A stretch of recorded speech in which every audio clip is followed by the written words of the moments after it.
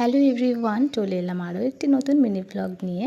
আর আজকের ভিডিওটাও কিন্তু আমি শুরু করছি আমার ননদের বাড়ি থেকে। তোমরা তো দেখেইছো কালকে মেহেন্দির ভিডিও, আর আজকে ছিল বিয়ের অনুষ্ঠান, তাই আমরা বিকেলবেলায় কিন্তু এখানে চলে এসেছি। সকালেই আসতাম কিন্তু প্রচণ্ড পরিমাণে গরম ছিল, শরীরটা ঠিকঠাক লাগছিল না, তাই অ্যাকচুয়ালি বিকেলে এসেছি। এদিকে ছিল আমার বড় ননদিনী, সবাই ছিল। আর এদিকে দেখো একটা ক্লিপ দেখাচ্ছি, এই ক্লিপটা কিন্তু আমি বাড়ির থেকেই করে এসেছি।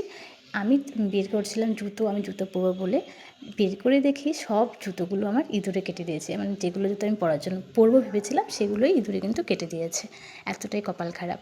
যাই হোক, শেষে বুনুর থেকে একটা জুতো নিলাম। বুনু বললো যে বৃষ্টির মধ্যে এখন আর বাজার যেতে হবে না, আমার থেকে একটা জুতো নিয়ে নাও। তারপর দেখো এদিকে সোজা চলে এসেছিলাম বড় দিদিভাইয়ের বাড়িতে। বড় দিদিভাই হলো শুভমের জেঠুর মেয়ে। তো এই দিদিভাইয়ের কিন্তু নিজের পার্লার আছে বাড়িতেই। তো আমাদের কিন্তু সব কিছু করাতে হলে এই দিদিভাইয়ের কাছেই আসতে হয়। তো দিদিভাইয়ের কাছে চলে এসেছিলাম, আমার কিছু কাজ ছিল। আর এখানে আসতে বাবিন কিন্তু পেয়ে গিয়েছিল ওর ফেভারিট সানা দিদিভাইকে। এই দিদিভাইকে পেলে ওর কিন্তু আর কিছু লাগে না।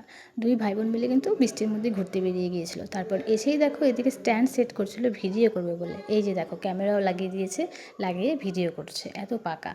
আর দিদিভাইও ভাইকে যেরকম ভালোবাসে, ভাইও কিন্তু দিদিভাইকে খুব ভালোবাসে। দুজন দুজনকে পেলে পরে ওদের খুবই আনন্দ, যে আনন্দে নাচানাচি শুরু করে দিয়েছে।